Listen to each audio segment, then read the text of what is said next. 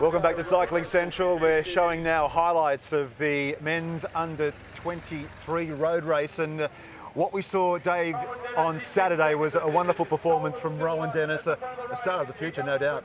Oh, look, him and the guy who comes second. I think the guy who comes second needs a mention as well, Eric Shepherd. But it was an exciting race. It was a real pro race, the way the race unfolded. But this guy, Rowan Dennis, I think he acted like a pro, he rode like a pro on the day. And I look forward to seeing him, you know, as he develops in the next few years. Well, from the men's under-23, we saw the women's road race, 102 kilometres, and you know, we've been following the career here on SBS of Amanda Spratt for many, many years. She's made a successful transition, I feel, from being a track rider, there she is, to a successful roadie, and I couldn't be happier for a person like her. She was tremendous yesterday. She was, and look, she's battled some injuries too, and the AIS program have stuck beside her. They've helped her get through it, and I think it was an emotional victory for her, and she's had some good form. She had a win in the Jaco Bay Classic just leading into this, so the form was there, but it's so unknown on this course. It's such a tough course, and you know, you can see the emotion in her as she crossed the line, and she was a popular winner. A popular winner by a long shot, but have a look at the colours. They're green. It means Green Edge has secured a double over the weekend. They've succeeded in the women's race, and they've also succeeded in the men's race in Simon Gerrans today. And the man responsible for it all is the team director. He's with us, Matt White. Congratulations, my friend. Yeah, there's a lot of relief going through my mind at the moment. Yeah, a lot of relief. You sound pretty nervous, mate. It was a big pressure day. We needed to win this today. We obviously had numbers, but yeah, I'm a happy man, Tomo. I think you said you've won the last two, yep. And you've come with about four guys, yep. 3 or 4 riders, yep. And you've bagged it. Today you come with 16, so. You know, people say, oh, there's a lot of pressure, It's only, I think, the amount of pressure you put on yourself, but with 16 riders, you knew if you didn't win, you'd have to all ask yourself questions, didn't you? Yep, and we would have copped the bagging from a few fronts, that's for sure. But it gets very complicated when you've got 16. It was for sure, that was the best national championships I've ever seen, the most aggressive. And as you saw, not so many guys finished. And our key rider was Simon Gerrans, but the boys rode very, very well all day. And the thing was that if you were in another team, you wanted to be in that break with Green Edge, because once that break was settled in, it wasn't going to come back. And it did, but only at the very end. Why do you had so many options, didn't you? We saw Stuart O'Grady, and we talked about this 1-2 attack between Garrow and O'Grady. That was the plan? It was, and also Cam Meyer played a big part of that. Poor old Cam, lights went out in one short lap. He went from 2.5 minutes to 3.5 minutes in front of the bunch, and then all of a sudden it was lights out. But it was a very exciting race up until this period here, and that's when Cam jumped across to this small group here. Wasn't too many climbers in this group, so it was a very good break for us, which gave guys like Simon Gerrans, Baden Cook and Stuart O'Grady the chance to sit on this break. Were you surprised at Cam? I mean, it was a long way to go, and all along I thought, no, he can't do it. It's too far to go, but when he exploded, he exploded. When he had that 3-minute gap, were you thinking, gee, he could go away and win this? Definitely. I thought if there's one guy in our team that I wouldn't mind out there on own, it's a national time trial champion, Cam Meyer. But yeah, no one's ever won this race from 60k to go. It's usually around about 20 to 30k if anything sticks. But yeah, it just caught up with Cam, and whether he didn't eat enough today or drink enough, but he really did stopped in a big way. But he threw the carrot out, and another young rider who I've already sung his praises, Luke Durbridge. I mean, he was exceptional, I thought, today, and he's a big guy, and he's still got so much developing to come, but he got around this course for the best part, and I think he really took the pressure off, I guess, the other guys on the team. And the big thing with Durbridge is he kept coming back, he kept fighting. I love that spirit in the rider, and he's got a big, big future. We all know he's going to be a world-class time trialer very, very soon in the professional ranks. We know he's world under-23 champion, but he's a fighter, and he's going to fit into this team very, very well.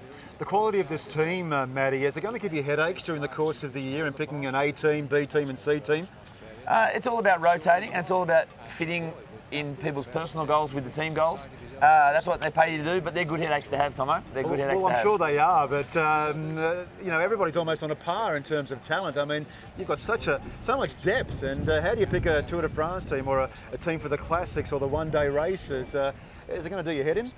What we've really got is you're seeing the Australian part of the team here. We've got a lot of key European guys, a little bit more relaxed, preparing in Europe. We've got a training camp in Spain next week as well. So we've got a very busy month in January with a training camp in Bright Falls Creek, one in Adelaide, and then one in Calpe in the south of Spain. So we've got a lot going on, and but kicked off well. Well, look, you've been with a few teams as a rider, as in a capacity as a team director. How do you rate the structure and the organisation of Green Edge? Yeah, it's going well. The one thing I certainly didn't have to worry about is creating a team.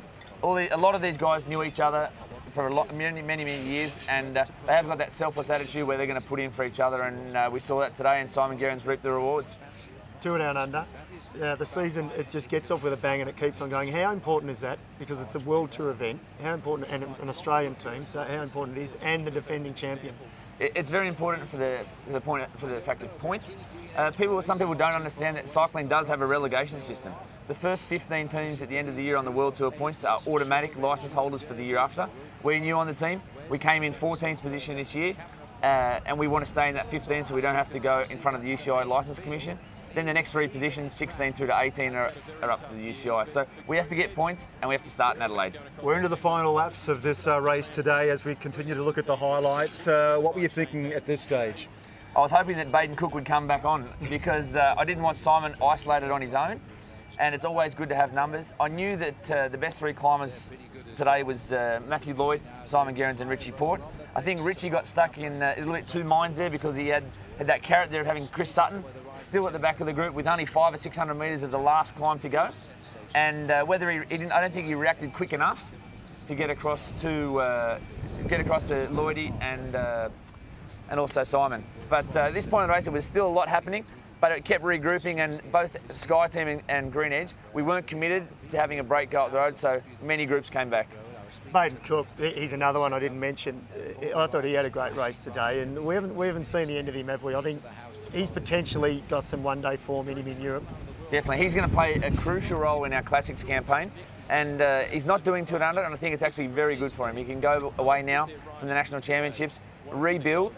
He's going to be doing the training camp in Victoria, and then he's off to Qatar and Amman before we get back to Europe and hit the traditional build up to the Classics with Tirreno Adriatico, Milan San Remo and so on. And Cameron Meyer, he time trialled today for something like 40 kilometres. Good practice for Tuesday. It's interesting because all the favourites for the time trial were in that breakaway today.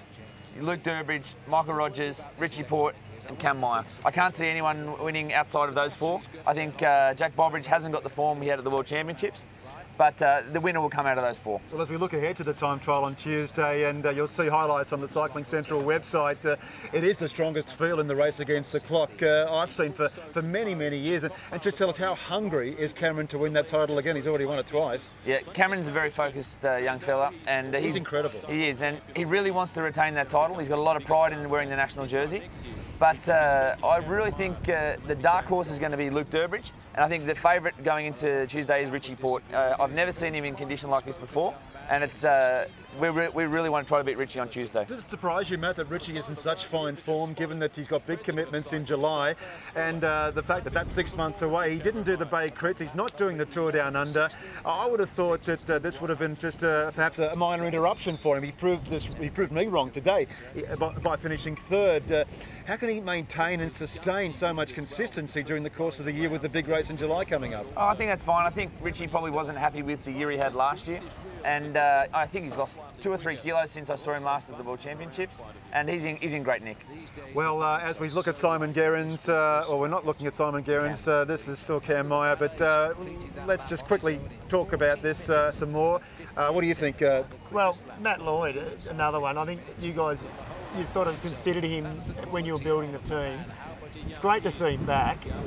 How do you think his year will go? Because I'm imagining the Giro will be a big goal for Lloydie. And what we saw today, I mean, he's at his best. He's one of the world's best climbers, isn't he? He is. And the main thing is that we saw Matt Lloyd is back, and he's one of the best climbers in the world, and we saw that today. And he had to win solo, and wasn't quite good enough to get rid of Simon Guerin's, but he had a great ride.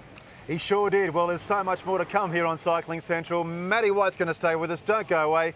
You're watching Cycling Central.